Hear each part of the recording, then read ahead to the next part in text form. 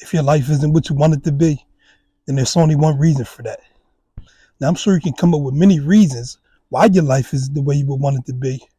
But at the end of the day, all those things are nothing but excuses. What do I mean by excuses? I'm talking about when you're stuck in the past. I'm talking about when you allow something that has already happened to control what you do right now, and as a result, determine your future. And that doesn't mean it's fair. That doesn't mean you deserved it. But when you do something about it, you're showing yourself that you don't deserve it. You may have come from extreme dysfunction. You may have come from poverty. You may have been to prison for something that you didn't do. All those things are difficult. Trust me, I get it. But now what? You're playing long enough. The pity parties are over.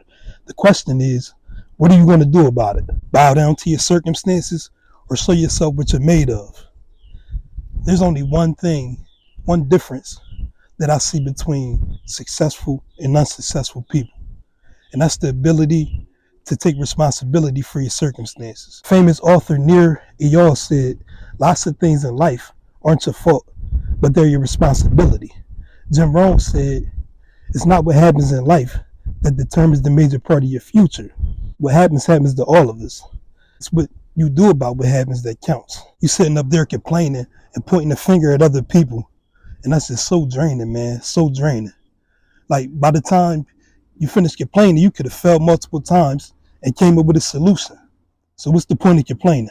I was watching some highlights from the presidential debate, and it seemed like nobody was talking about their solutions or why they were the one who deserved your vote. And to be honest, it just felt like stand-up comedy. Both individuals pointing the finger at each other and whoever else they could find to blame. I saw a quote from Robert Greene that said, no one's going to help you or give you direction. In fact, the odds are against you. So it's a waste of time pointing the finger at someone else or expecting someone to come and save you. Because guess what? Nobody's coming to save you.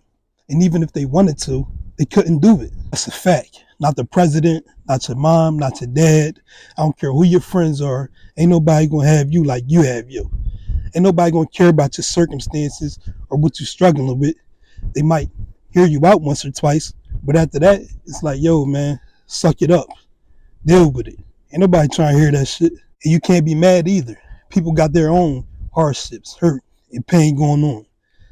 So you better suck it up and deal with it, or life is going to be a long, stressful, strenuous journey for you. You can bet your bottom dollar on that. I can guarantee you that. I do believe that we should have the ability to open up and display our vulnerabilities. Absolutely.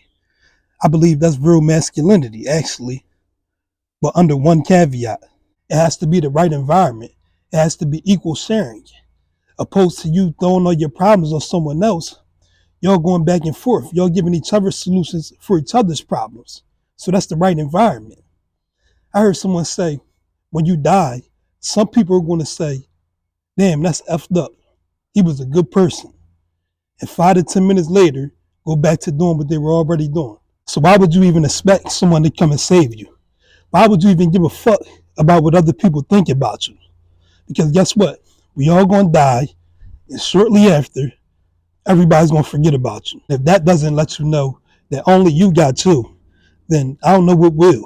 There's nothing else that me or anyone else can tell you if you don't adopt that mentality. And that's real talk. But when you learn to say, you know what? I got this. It's all on me. There's significant power in that because you no longer see your problems as obstacles, but opportunities. You're going to start to create solutions. And when you lock in for 3, 4, 5, 6 months, or whatever time it takes to reach the goal you want to reach, you're going to start to notice that your phone start to dry up.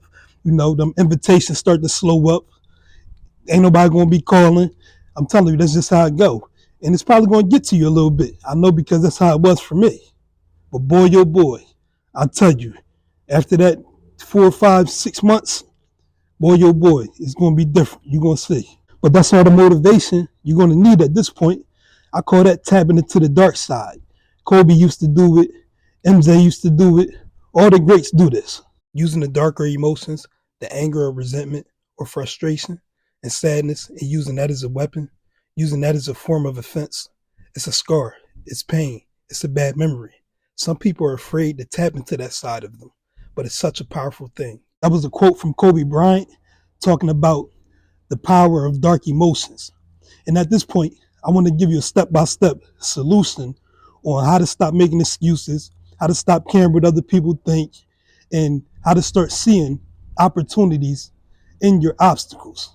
All right, let's get into it. First and foremost, you want to have what I refer to as rules of engagement. What are the rules of engagement? There are specific things that you do or do not do in order to achieve a specific outcome. Now, of course, I can't tell you what exactly your rules of engagement need to be because that depends on what your goal is.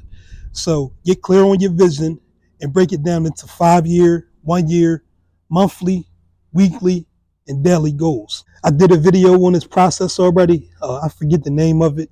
Maybe I can link it up inside the description.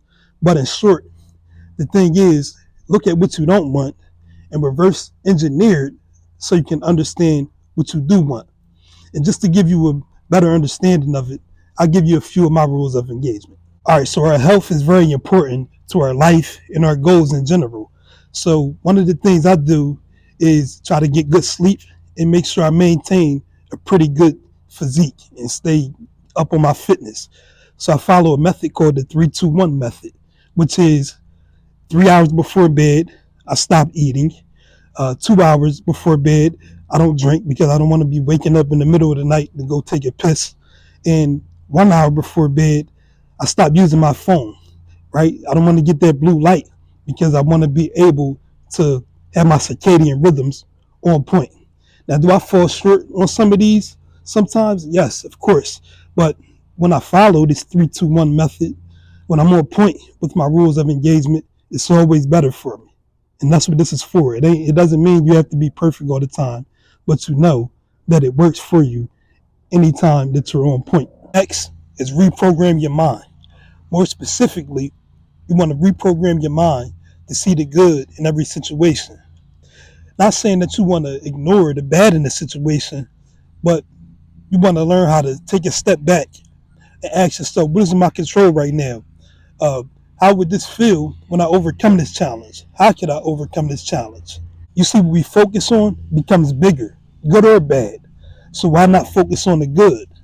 And I'm not the guy who's going to tell you to ignore the negative because, of course, it's power in that. As we said earlier, you want to tap into that dark energy.